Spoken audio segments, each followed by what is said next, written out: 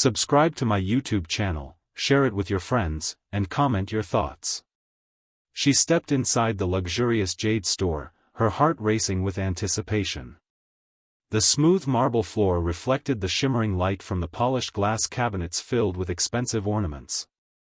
She had walked past this store countless times, admiring the delicate carvings of jade and the glowing green hue of the stones. Today, though, was different. Today, she was finally going to buy that perfect necklace she had dreamed of for so long. Her fingers brushed the glass as she walked past a display case. The store was almost empty, the quiet hum of the air conditioning the only sound in the space. The shopkeeper, an elderly man with graying hair and a stoic expression, gave her a nod but said nothing. His indifference unnerved her, but she smiled, determined to make the purchase she had saved up for. As she reached out to touch the delicate jade pendant, something strange happened. The shopkeeper's eyes flickered with a sudden tension. Before she could say a word, he moved quickly, blocking her from the display case. "I'm sorry, ma'am," he said, his voice cold and stern. "You cannot afford this." Her heart stopped. For a moment, she just stood there, frozen, not quite able to process what had just been said. She had the money, her savings, her credit card, everything to prove she could afford it. Yet, here was this man telling her she couldn't even touch the jewelry, let alone purchase it. She felt the embarrassment rising in her chest, a wave of heat flooding her face. But she refused to back down. "I'm sorry," she asked, trying to keep the shock from her voice. "I can pay for it. I have the means." "I'm afraid that's not enough," he replied dismissively, crossing his arms over his chest. "I said you can't afford it. Now please leave." The words hit her like a slap. She opened her mouth to argue, but before she could speak, the man pointed toward the door with a sharp gesture. "Leave now." A knot formed in her stomach. Her mind raced, but she couldn't make sense of what was happening. She had been coming to this store for years, always eyeing the jade pieces, dreaming of owning one. Now, here she was, being treated like an intruder in a place she thought she belonged. She stepped back, stunned, feeling a rush of emotions, anger, confusion, and embarrassment. As she turned to leave, her eyes fell on a young woman who was standing in the corner, watching the scene unfold. The woman's gaze was cold, appraising, and unbothered by the tension. She was dressed in a lavish suit, her posture confident and domineering. There was something about her, something unsettling. Just as she reached the door, ready to leave without another word, the shopkeeper stopped her once more. "Wait," he said, his tone softer, almost reluctant. "You can leave, but not without understanding why." Her body tensed. She turned slowly, her heart still pounding. "What do you mean?" she asked. The elderly man took a deep breath, casting a glance at the woman in the corner. "It's because of her," he said quietly. The woman in the corner didn't move, but her eyes locked onto the woman standing at the door, her stare piercing and cold. "You don't belong here," the woman said in a smooth, almost amused voice. "I don't understand," the woman protested. "I've come here before. I've spent my money here." The young woman's lips curled into a small, dismissive smile. "You may have money, but you don't have the right to be here." The shopkeeper sighed, as though reluctantly confirming the unspoken truth. "We have certain standards in this store. Not everyone who walks in is worthy." A chill ran down her spine. What was happening? Was this some sort of joke? She had heard of snobbery, but this felt different. This was personal. "I'm sorry," the shopkeeper said, his voice growing colder. "But you'll need to leave. Now." She took one last look at the jade pendant, the one she had dreamed of owning for so long. But it was no use. She turned and walked toward the door, her mind in turmoil. Her hands clenched into fists at her sides.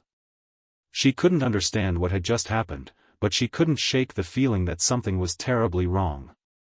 As she stepped outside, the door swinging shut behind her, the young woman's voice echoed in her mind. "You don't belong here." But the words had barely left her lips when the door creaked open again. A voice, smooth and calm, called from inside. "Is she gone?" It was the young woman's voice again, but now, it was accompanied by another voice, much deeper, much more commanding. The shopkeeper nodded, his expression unreadable. "Yes. She is gone." There was a long silence. And then, a voice that made her heart race, low and dangerous, but unmistakable, spoke. "Good. Because she doesn't know who I am. But she will." The shopkeeper's eyes widened, and the chill that had settled in her chest turned into something colder. The billionaire's secret was about to be revealed. She didn't know what to make of the encounter at the Jade Store. The weight of the shopkeeper's words, the cool, condescending tone of the young woman, and the cryptic remark about not belonging, it all lingered in her mind as she walked aimlessly down the quiet street. The streetlights flickered overhead, casting long, stretching shadows on the sidewalk. For the first time in her life, she felt out of place. She had never been the type to care about status, never cared about what people thought of her. She had built a life for herself, working hard, saving every penny for a future that she was determined to create on her own. But today, for reasons she couldn't understand, everything felt different. She thought about turning back, confronting them, demanding an explanation. But something held her back. A strange, unshakable feeling that if she returned, it would only make things worse. Her hands were trembling, but not from fear. It was something else, something far more unsettling. The thought of her husband, Thomas, brought her some comfort.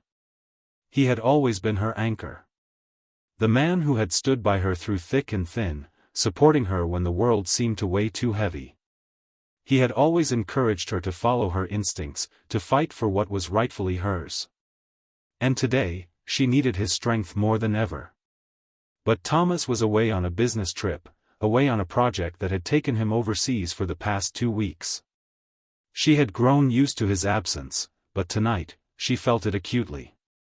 It was as if the whole universe was conspiring against her. The words from the shopkeeper echoed in her ears again, "You don't belong here." What did it mean? Why had they singled her out? She tried to shake off the feeling of unease, pushing herself to move forward. She needed to clear her head. She needed answers. Her phone buzzed in her pocket. It was a text from Thomas. Her heart skipped a beat, and she quickly pulled it out, hoping to hear something comforting, something that would help her make sense of the bizarre events. "Thomas, hey, love. I know you're probably upset about the store incident today. I should have told you sooner. I'll be back in a couple of days. I'll explain everything then. Just know that I'm here, always. Don't worry." She stared at the screen for a long moment, the words slowly sinking in. "I should have told you sooner." What was that supposed to mean? What did he have to explain? She had never felt so confused in her life. As she walked down the street, lost in thought, she didn't notice the car that pulled up beside her until the window rolled down. "Are you all right?" a voice called out. She looked up to see a man, his face partially obscured by the shadows, but his eyes, sharp and penetrating, were unmistakable. It was the young woman from the Jade Store. "What do you want?" she asked, her voice shaking with a mixture of anger and confusion. She had no desire to engage with her, but something in the woman's gaze held her in place. "I'm sorry," the woman said, her tone much softer now. "I know this all seems strange, but I had to make sure you were okay." "I'm fine," she replied curtly, but the woman wasn't backing down. She looked around quickly, then stepped out of the car. "Please, just hear me out," the woman said, her voice urgent. "You don't understand what's happening. You have no idea who you're dealing with." Her heart pounded in her chest. "Who are you?" she asked, trying to keep her voice steady. "And what's all this about?" The woman took a deep breath, looking around as though making sure no one else was listening. "I know this is a lot to process, but you need to listen to me. That Jade Store, what you don't know is that it's not just any store. It's a front. A front for something much bigger, something that goes far beyond what you could ever imagine." Her mind raced. A front for what? What are you talking about? The woman stepped closer, lowering her voice. "The man who owns that store, he's your husband's business partner.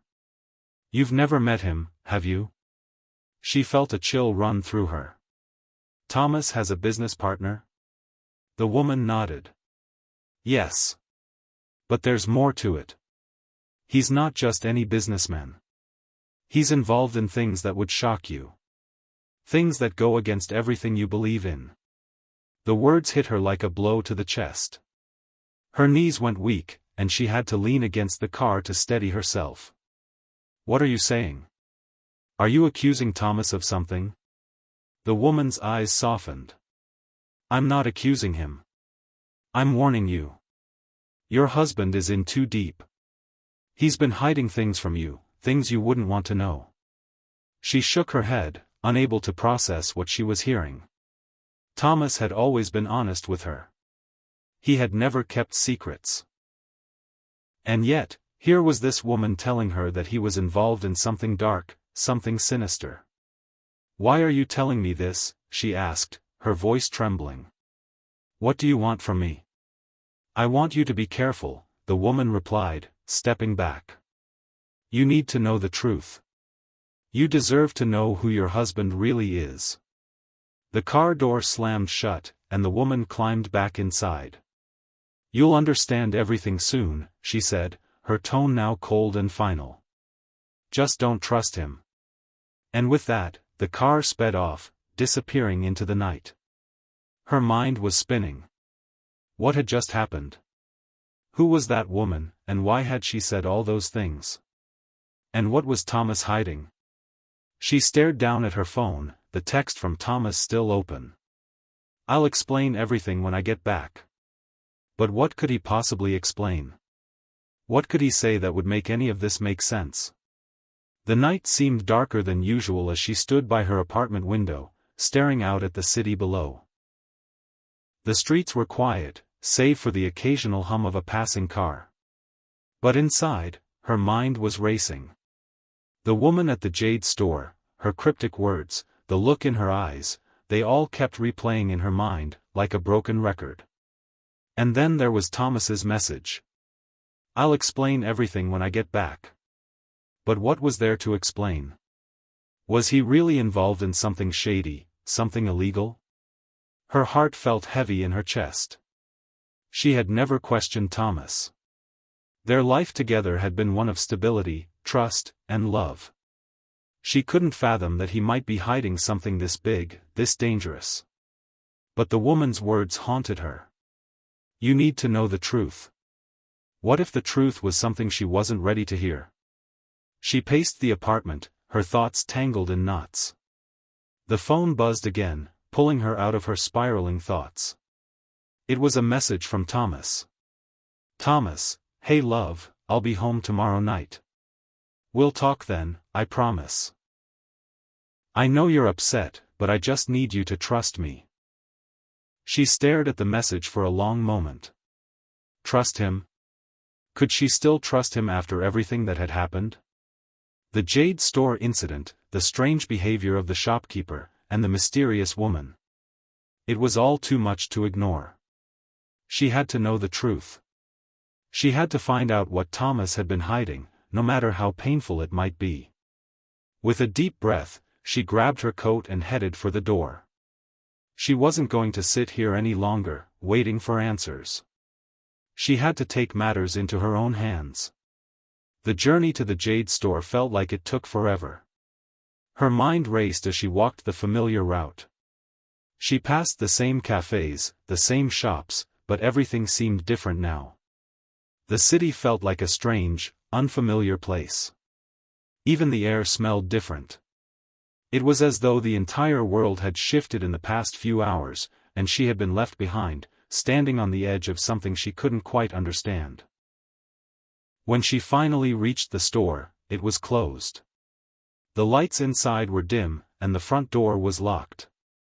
But she wasn't about to give up. She stood there for a moment, gathering her courage, before pushing open the door. The bell above the door rang softly, and she stepped inside. The store was dark, its once vibrant displays now casting eerie shadows across the floor.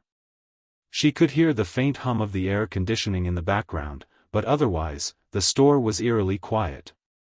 She glanced around, unsure of what she was looking for. It felt like she was trespassing in a place she no longer belonged. But then she saw it, the jade pendant she had been admiring the other day, sitting in the display case, waiting for her. It was as if it was calling to her. She felt a strange pull toward it, but just as she reached out to touch it, the door at the back of the store creaked open. She froze, her heart racing. She didn't know what to expect. Was it the shopkeeper? The woman from earlier? Or someone else entirely? A figure stepped into the dim light, and she let out a breath she didn't realize she had been holding. It was the shopkeeper, but something was different about him. His usual stoic expression was gone, replaced with something she couldn't quite place, nervousness, maybe. Or guilt.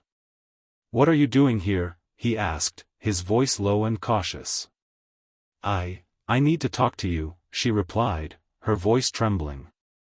"I need to know the truth." The shopkeeper looked at her, his eyes flickering with something like regret. He stepped closer, lowering his voice even further. "You shouldn't be here," he said. "This isn't a place for you." "I don't care," she said, her voice gaining strength. "I have to know. What's going on? Why was I kicked out of this store? Why did you say I don't belong here?" The shopkeeper hesitated, glancing nervously at the door behind him. "It's not that simple," he muttered. "There's more to this than you realize." "Then tell me," she demanded. "Tell me what's going on. I need to know." The shopkeeper sighed, rubbing his hands together. He seemed to be battling with himself, as though deciding whether to speak or not. After a long pause, he spoke. "You're in over your head," he said quietly. "You have no idea what you're involved in. What your husband is involved in. If you knew the truth, you'd run. You'd leave him." Her heart sank at his words, but she refused to back down. "I don't care what you think," she said firmly. "I need to know. You owe me that much." The shopkeeper looked at her for a long moment, then seemed to make a decision. "Fine," he said. "But you won't like what I'm about to say." He stepped closer, lowering his voice even further. "The Jade Store is a front. A front for something much bigger. Much darker. Your husband, Thomas, is involved in some things you could never imagine. Things that would change everything you think you know about him. He's not just a businessman. He's tied to some powerful people, dangerous people. And they've been using him for years." Her breath caught in her throat. She could hardly believe what she was hearing. "What do you mean? What is he involved in?" The shopkeeper looked at her, his face grim. "I can't go into all the details. But I'll tell you this, Thomas is mixed up with people who will stop at nothing to get what they want. They'll destroy anyone who stands in their way. And if you keep digging, if you keep asking questions, they'll come after you too." The weight of the shopkeeper's words crushed her chest. She could hardly breathe, let alone process what he had just told her. The quiet hum of the air conditioning seemed deafening in the silence that followed. The shopkeeper's gaze was heavy, his expression one of barely contained worry. She felt her world beginning to tilt. Her husband, the man she had trusted with everything, was somehow caught up in something dark, something dangerous. She couldn't bring herself to speak for a moment. All the questions that had been swirling in her mind now felt meaningless in the face of the terrifying truth the shopkeeper was revealing. How could this be true? How could Thomas, her Thomas, be involved with people who would destroy anyone in their way? The shopkeeper watched her, waiting for a response, but all she could do was stand there, her mind racing. She didn't know whether to feel anger, betrayal, or fear. It was all too much, too overwhelming. Finally, she found her voice, though it was barely above a whisper. "Why are you telling me this?" she asked, her eyes wide. "What do you want from me?" He hesitated before answering. "Because you need to know. You need to understand what you're walking into. And I can't let you walk out of here without hearing the truth." She looked at him, feeling a sense of urgency in his words. "The truth?" she repeated, still trying to grasp the gravity of what he had said. "What truth?" "The truth about your husband." He replied grimly. "The truth about the people he's involved with. This store, the jade pieces, everything, it's all part of something bigger. Something dangerous. And you're in the middle of it now." She felt a chill run down her spine. "No, I don't believe it. Thomas isn't like that." The shopkeeper's face tightened. "You don't know him the way I do. You have no idea what he's really been doing. He's involved with people who control everything, and I mean everything. Business deals, government officials, underground networks, he's part of it all." Her breath hitched in her chest. "You're lying," she said, almost desperately, shaking her head. "He wouldn't do that. He would never." "Look," the shopkeeper interrupted, his voice rising slightly. "You think this is all about business? That he's just some successful businessman? It's more than that. It always has been. The Jade Store, it's a front. But not just for business. It's a cover for something far more sinister. Do you really think someone like him can get to where he is without doing some very dirty work? Without making deals that would ruin him if anyone ever found out?" Her heart began to pound faster as his words sank in. She thought of the messages from Thomas, of the promises he had made. Could it be possible that he was hiding something so vast, so dangerous? "No," she whispered, shaking her head as though trying to clear her mind. "This doesn't make sense. Thomas isn't involved in anything like that. He's been honest with me. We've been through so much together." The shopkeeper's eyes softened, but only for a moment. "You need to stop looking at him through rose-colored glasses," he said quietly. "The truth is always darker than we want it to be. But the sooner you face it, the sooner you can get out before it's too late." She stepped back, her heart racing, her thoughts in a spiral. "But why tell me now?" she asked, her voice trembling. "Why didn't you say anything sooner?" He paused, then spoke in a voice that was almost a whisper. "Because it's already too late. You're already involved." Her body froze. "Involved? What do you mean? Do you really think your husband is the only one with power?" he asked, stepping forward. "These people, these dangerous people, they've known about you for a long time. They've been watching you. They know everything about you, about your life, about your every move. And the moment you walked into this store, they knew you were a threat." "A threat?" she repeated, her voice cracking with disbelief. "What could I possibly be a threat to? I'm just a wife." "You're more than that," he interrupted, his voice urgent. "You're connected to him, and that makes you dangerous to them. They've been waiting for this. They've been waiting for someone to start asking the right questions, and now they've found you. You're already a target." Her hands shook as she took a step back. The air felt thick, suffocating. Her knees threatened to give out, but she steadied herself against the glass display case. "This is insane," she muttered. "This can't be real." "It's real," the shopkeeper replied softly, stepping back. And now that you know too much, there's no turning back. She stood there for what felt like an eternity, the world spinning around her. Everything she had known, everything she had trusted, was falling apart before her eyes. The life she had built, the man she had married, the world she had believed in, was it all a lie? Was there really some dark, hidden side to Thomas, one that she had never seen? How do I get out of this? She asked quietly, her voice barely above a whisper. The shopkeeper shook his head. You can't. There's no getting out once they know your name. Her pulse quickened. Who are they?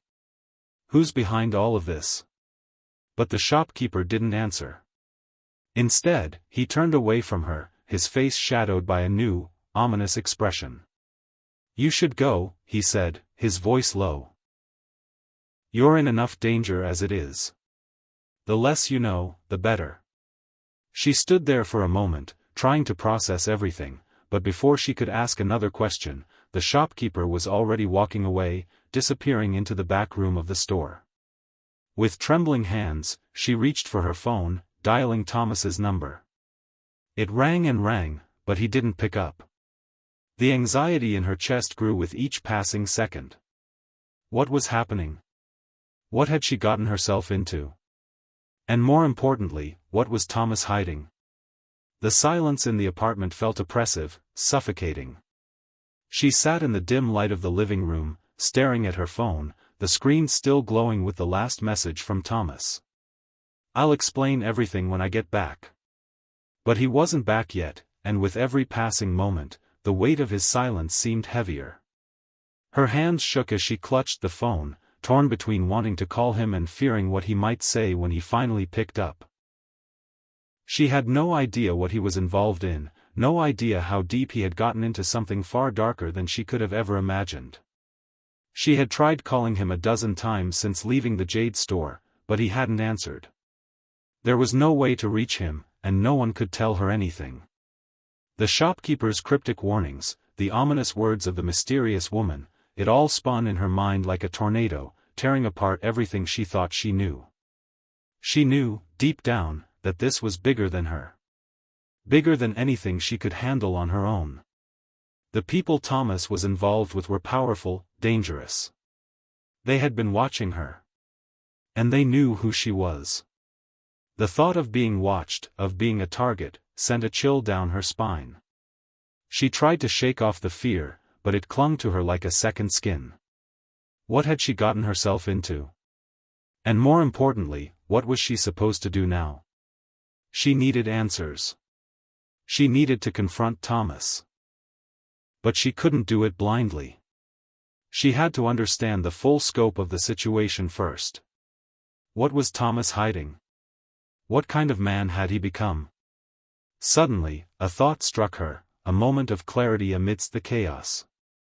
She remembered the woman from the Jade Store. The one who had told her she didn't belong there. The woman who had warned her about Thomas and his connections. What if she knew something more? What if she could help? Her mind made up, she grabbed her coat and rushed out the door, determined to find the woman. She had to know what she was talking about. She had to understand the extent of Thomas's involvement in whatever it was that had taken over their lives. The streets were quieter now, the shops closed, and the city felt eerily still. As she walked down the familiar path to the store, she tried to keep her nerves in check, but the weight of everything was almost unbearable.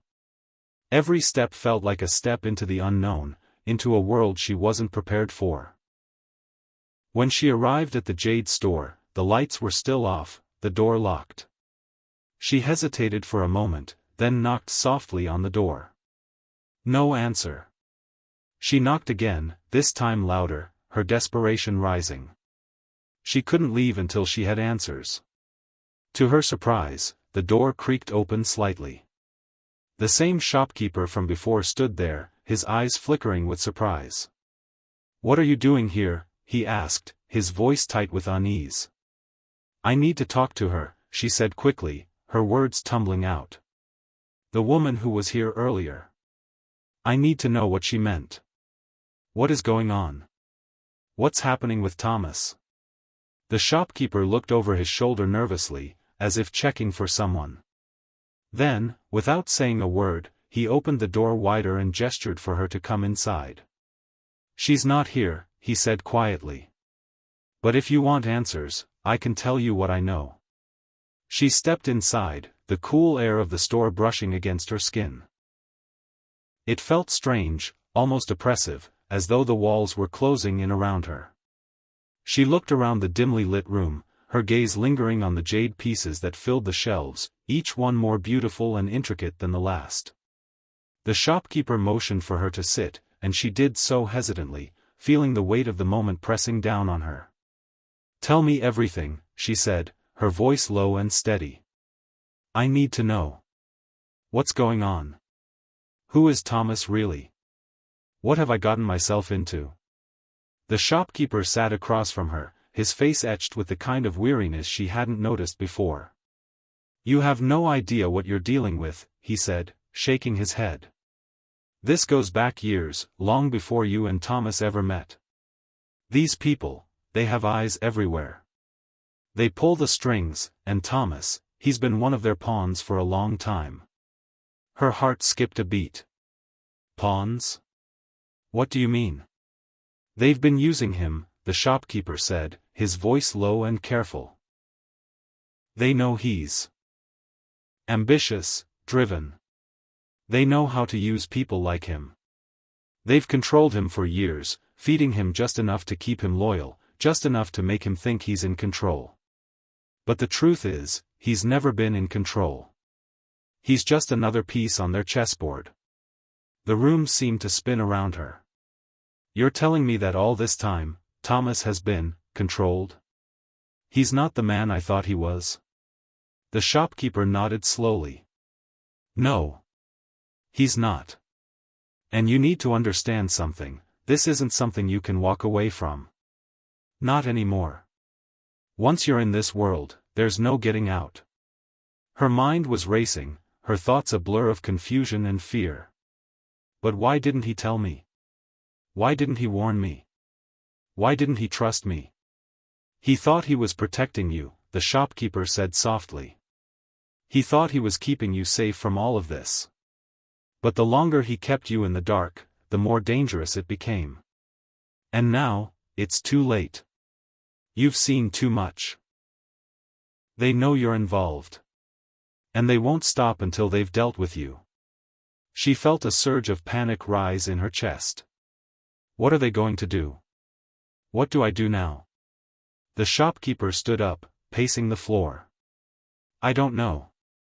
But you need to be careful. They'll be watching you. They'll be waiting for you to make a mistake." She could feel her heart pounding in her chest. "I can't just run. I can't leave. I need to find Thomas. I need to talk to him." "You can try," the shopkeeper said. "But it might be too late by then. You might already be in too deep." The night felt like it was closing in around her. The once familiar city now seemed like a labyrinth, every corner shadowed by uncertainty, every alley echoing with the footsteps of danger. She had come so far, but there was still one thing she needed to know, the one question that had haunted her from the very start: why?